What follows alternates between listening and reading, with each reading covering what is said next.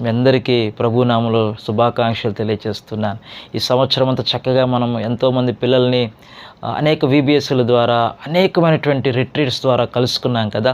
అయితే ఒక మాట నేను గుర్తు చేస్తూ ఉన్నాను. వీరిలో ఎంతమంది ప్రభువుకు శిష్యులైనారు? వీరిలో ఎంతమంది ప్రభు కొరకు తీర్మానం చేసుకున్నారు? వీరిలో ఎంతమంది ప్రభు కొరకు నమ్మకంగా జీవించాలని ఆశపడుతున్నారు? అయితే మనం ఈ విషయంలో కొంచెం జాగ్రత్త తీసుకుందాం. ఎందుకంటే ఇదిగో మనము డీల్ చేస్తుంది చిన్న బిడ్డలతోనే కావచ్చేమో, కానీ ఒక విషయం చెప్తున్నాను.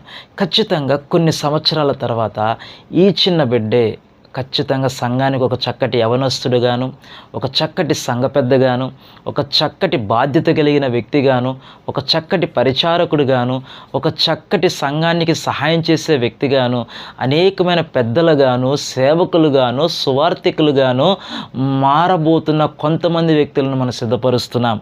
అర్థమవుతుందా? ఇది నారుమడి, సంఘానికి నారుమడి. కాబట్టి టీచర్స్ జాగ్రత్త కలిగి బోధిద్దాం, ప్రార్థనలో కలిగి ఉందాం, ప్రార్థనా జీవితాన్ని కలిగి ఉందాం, పరిశుద్ధతను కలిగి ఉందాం, యథార్థతను కలిగి నమ్మకంగా దేవుడిచ్చిన పనులు ముందుకు కొనసాగుదాం. మన సంఘములను మనము ఈ తరము కొరకు గెలుచుకుందాం.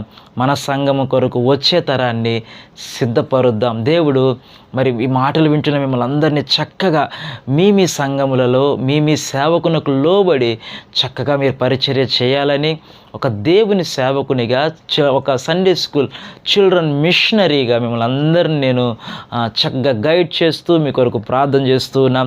దేవుడు మిమ్మల్ని అందరినీ దీవించునుగాక. ఆమేన్.